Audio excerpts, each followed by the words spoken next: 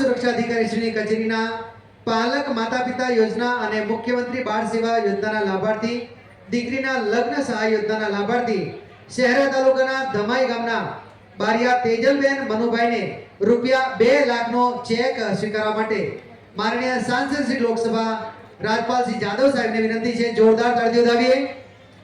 આ જે યોજનાના લાભાર્થી ઉજેતી ગામ તાલુકો હાલોલ ચૌહાણ નીરુબેન કિરીટભાઈને પણ ₹2 લાખનો ચેક અર્પણ કરીશું. માનનીય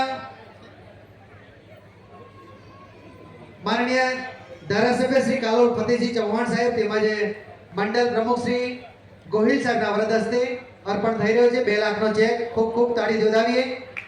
ત્યારબાદ સમાજ સુરક્ષા અધિકારી શ્રીની કચેરીના દિવ્યાંગ સાધન સહાય યોજનાના લાભાર્થી મોરા ગામના વતની મોરવાડા તાલુકો લોહાર પ્રહલાદભાઈ રાવતભાઈ તેઓને સુથારી કામની સાધન સહાયની કીટ માનનીય કલેક્ટર સાહેબશ્રીના વરદ હસ્તે માન્ય ડીડીઓ સાહેબશ્રીના વરદ હસ્તે અર્પણ કરવા માટે વિનંતી. તાળીઓથી વધાવીએ. સુથારી કામની સાધન સહાય વિતરણ થઈ રહી છે.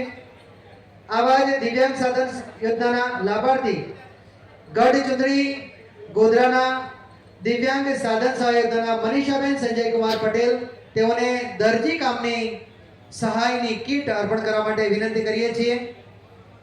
માનનીય સાંસદ શ્રી રાજપાલસિંહ જાદવ સાહેબને દરજી કામની આ સાધન સહાય મનીષાબેનને અર્પણ થઈ રહી છે. ત્યારબાદ દિવ્યાંગ સાધન સહાય યોજના અંતર્ગત અડાદરા ગામના કાલોલ તાલુકાના વતની પરમાર રંગીતસિંહ કનકસિંહ જેઓને પણ સુથારી કામની આ કીટ અર્પણ કરવા માટે મયંકભાઈ દેસાઈ તેમજ મહાનુભાવોને વિનંતી કરીએ છીએ સુથારી કામની કીટ અર્પણ કરાવશો. સાથે અન્ય મહાનુભાવો પણ જોડાયા છે. સુથારી કામની કીટ આ દિવ્યાંગ શ્રી પરમાર રંગીતસિંહ કનકસિંહને અર્પણ થવા જઈ રહી છે. ત્યારબાદ નાયબ વન સંરક્ષકની કચેરી ફોરેસ્ટ શાખા દ્વારા વિકેન્દ્રિત